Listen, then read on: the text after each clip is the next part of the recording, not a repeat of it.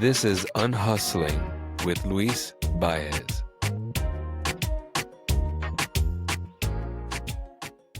I used to think urgency meant I cared, that being available 24/7 proved I was committed, reliable, indispensable. But really, I was just anxious in a suit. If a client emailed at midnight, I was there. If my phone buzzed at 6 a.m., I was reading it before I even brushed my teeth. I took calls on weekends, during vacations, even from the passenger seat on date night. Every ping felt like a test of my worth. I was terrified of missing a moment, a deal, a chance to prove that I was on it. But the truth is, I wasn't on it. It was all weighing heavy on me. And I didn't realize how much that urgency was costing me until the day a client I'd bled for disappeared without a second thought. The breaking point came during a 3-month coaching pilot with the corporate client. I said yes to everything, built custom sessions, added deliverables, exceeded every metric they threw at me. I was working nights, weekends, holidays, responding to every Slack message within minutes, making myself available whenever they needed me, because that's what commitment looked like, right? By the end of the pilot, they were ecstatic. We hit every benchmark and then some. I thought expansion was just a formality. I'd already spent the money in my mind. I was planning the next phase, and then leadership changed. The new executives didn't know the work, didn't know me, didn't care about the results. And the contract wasn't renewed. I sat at my desk reading that email, heart pounding like I'd just been dumped after the best date of my life. And it hit me. I hadn't been collaborating with them. I'd been auditioning for them. All that urgency wasn't passion. It was fear wearing a productivity badge. I had convinced myself that being needed was the same as being valuable, but they were never the same thing. Urgency had been my identity for years. It started in the Bronx, where hesitation could cost you an opportunity, where a closed mouth doesn't get fed, where you learn early that if you're not fast, you're forgotten. It matured in Silicon Valley, where people confuse speed with strategy, where everyone's sprinting, but no one knows where they're going. And it lingered in my nervous system long after I'd left both places, because here's the thing about urgency. It makes you feel important. It makes your calendar look full and your ego feel useful. But what it really does is keep you too busy to notice you're burning out. I'd wake up in the middle of the night thinking about client projects, and I'd call that drive. But it was just my anxiety dressed up as excellence. I was the guy who answered emails at 2 a.m. and wore it like a badge of honor. The guy who said, I'll make it work, even when I had no bandwidth left. The guy who thought boundaries were for people who didn't care enough. And I wore myself down to nothing, trying to prove I was enough. Breaking that pattern wasn't easy. I had to unlearn the belief that speed equals success. And I had to face the truth that being the reliable one was just my socially acceptable way of being afraid. Afraid that if I slowed down, I'd be forgotten. Afraid that if I said no, I'd be replaceable. Afraid that my value lived in my availability.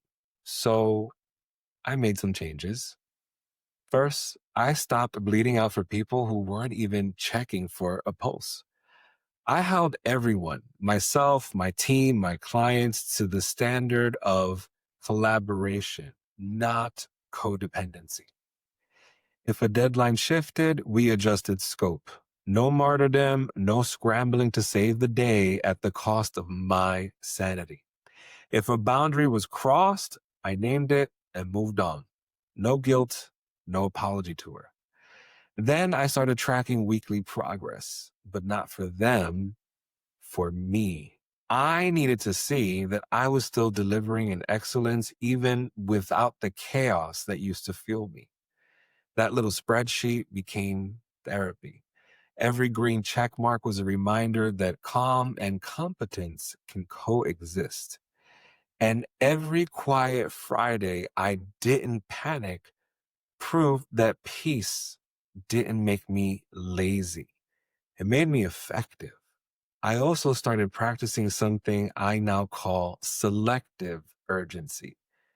Not everything is an emergency, and most things that feel urgent are just other people's poor planning. So I started asking this: is this actually urgent, or does it just feel urgent because someone else is anxious?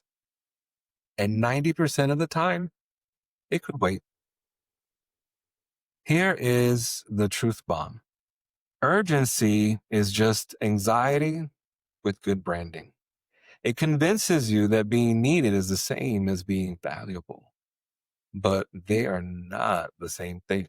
Real power is being able to say, this can wait until tomorrow, and actually believing it. Real power is protecting your energy like it's the most valuable currency you have, because it is. Real power is knowing that your worth doesn't increase with your velocity. Urgency used to make me feel powerful, but calm made me unshakable. And that's the real flex. Not how much you can handle, but how little you tolerate that isn't aligned. Unhustling is brought to you by bookedbusypaid.com, the home of systems that support your sanity. If your business is scaling faster than your energy, it's not a motivation problem, it's a systems problem. At bookedbusypaid.com, I partner with founders to build the structure that turns chaos into clarity and growth into peace. Because building a business you love shouldn't cost you the life you're trying to protect. Visit bookbusypaid.com to start freeing up your time today. Now I want to leave you with a few questions. Write these down, talk these out loud, look at yourself in the mirror, have a moment in the car, whatever it takes. I really want you to process this for a second.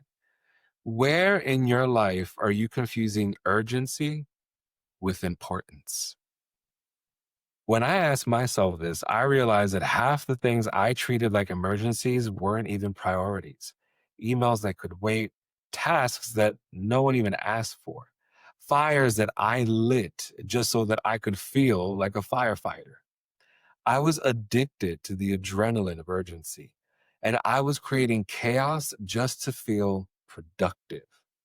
Once I saw that, I started practicing selective urgency. If it wasn't mission critical or soul aligned, it went on the back burner. And you know what happened? The world didn't collapse. In fact, things started running smoother because focus became my new fuel. Next question for you. Who benefits when you say yes to everything, and who pays the cost? This one stung because the answer was everyone but me.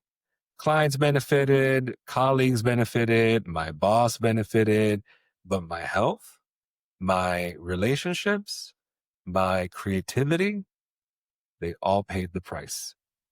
I was subsidizing other people's success with my own well-being. So I started saying no faster, not from arrogance, but from awareness, because every yes is an investment, and my energy has compounded interest now.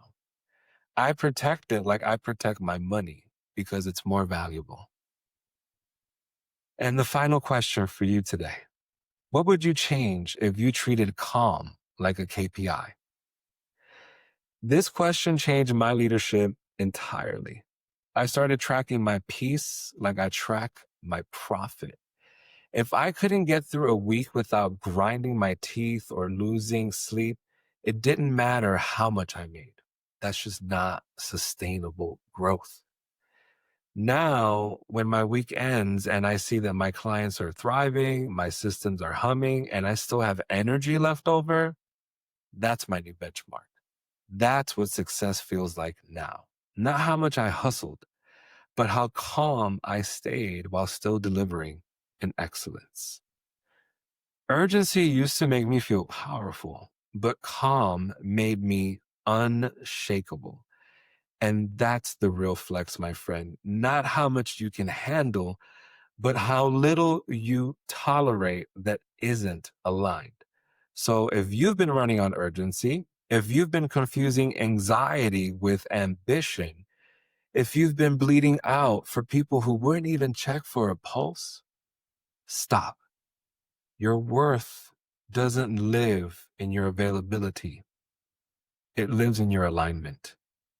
This is Unhustling, where we build slower, breathe deeper, and still get it all done on our own terms.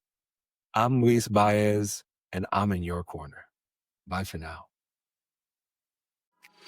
You've been listening to Unhustling with Luis Baez. If this episode resonated, then share it with someone who needs to hear it. New episodes drop every Sunday. Subscribe at unhustling.com so you never miss one.